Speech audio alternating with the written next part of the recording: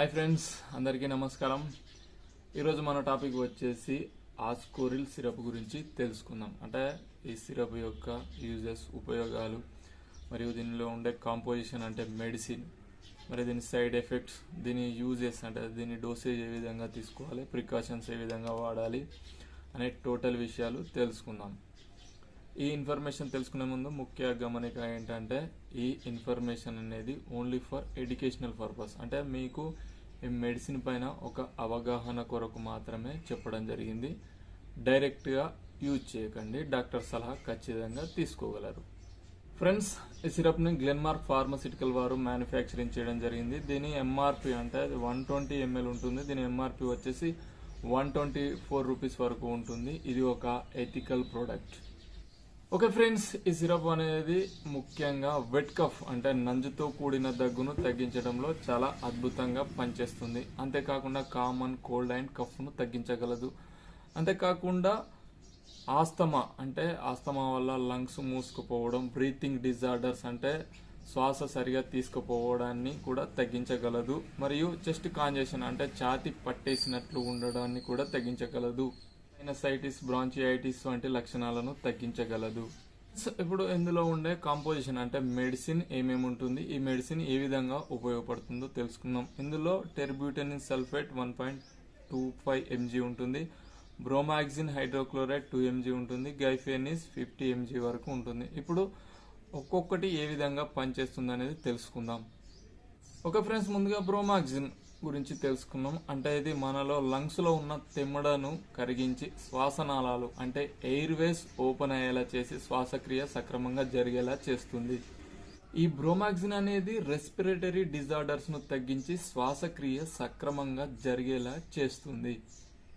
Next టెర్బ్యూటలిన్ sulphate, ఇది ఆస్తమాను తగ్గించి శ్వాస తీసుకోవడంలో గల ఇబ్బందులను తగ్గించగలదు. అంటే లంగ్స్ ప్రాబ్లంను తగ్గించడంలో ఉపయోగపడుతుంది.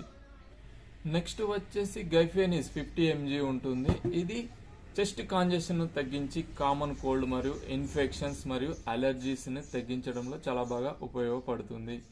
ఓకే ఫ్రెండ్స్, ఈ సిరప్ యొక్క సైడ్ ఎఫెక్ట్స్ అంటే దుష్ప్రభావాలు తెలుసుకున్నాం. ఈ సిరప్ కి ఎక్కువగా సైడ్ ఎఫెక్ట్స్ రాకపోవచ్చు, కానీ కొన్ని సందర్భాల్లో ఈ సిరప్ ను టైం టు టైం తీసుకోకపోవడం, సరైన డోసేజ్ తీసుకోకపోవడం వంటి కొన్ని సందర్భాల్లో కొన్ని సైడ్ ఎఫెక్ట్స్ కనిపిస్తాయి. అవి ముఖ్యంగా డ్రౌజీనెస్, డైజీనెస్ అంటే అలసట, నీరసం, స్టమక్ అప్సెట్ అంటే కడుపులో ఇబ్బంది, మరియు dry mouth, dry nose, dry throat అంటే గొంతు ఎండిపోవడం వంటి కొన్ని లక్షణాలు కనిపించవచ్చు. ఇటువంటి లక్షణాలు కనిపించినట్లయితే ఈ సిరప్ ను వాడడం మానేసి దగ్గరలోని మంచి డాక్టర్ ను సంప్రదించగలరు. దీని యొక్క డోసేజ్ అంటే దీన్ని ఏ విధంగా ఉపయోగించాలో ఇప్పుడు తెలుసుకుందాం. ప్రాబ్లం యొక్క తీవ్రతను బట్టి డాక్టర్స్ దీని యొక్క డోసేజ్ ను ప్రిస్క్రైబ్ చేయడం జరుగుతుంది. కామన్ డోసేజ్ అంటే నార్మల్ గా 12 years ఎబో అంటే 12 సంవత్సరాలు దాటిన వారు 5 ml నుంచి వారి యొక్క ఏజ్ మరియు వెయిట్ ను బట్టి 15 ml వరకు డైలీ ట్వైస్ గానీ, థ్రైస్ గానీ అంటే 2 times గానీ 3 times గానీ తీసుకోవచ్చు. ఓకే ఫ్రెండ్స్, ఈ సిరప్ యొక్క ప్రికాషన్స్ అంటే జాగ్రత్తలు తెలుసుకున్నాం. ఈ సిరప్ ను ప్రెగ్నెన్సీ లేడీస్ మరియు బ్రెస్ట్ ఫీడింగ్ అంటే పాలిచ్చే తల్లులు మరియు చిల్డ్రన్స్ చిన్న పిల్లలు డాక్టర్ సలహా మేరకే యూజ్ చేయగలరు. అంతేకాకుండా అలర్జీ మెడిసిన్ యూజ్ చేసినట్లయితే కిడ్నీ ప్రాబ్లంతో బాధపడేవారు మరియు డ్రైవింగ్ చేసేవాళ్ళు డాక్టర్ సలహా మేరకే దీన్ని యూజ్ చేయగలరు. ఓకే ఫ్రెండ్స్, ఒక ఫార్మసిస్ట్గా ఏ సిరప్ కానీ ఏ మెడిసిన్ కానీ యూజ్ చేసే ముందు డాక్టర్ సలహా ఖచ్చితంగా తీసుకోగలరు.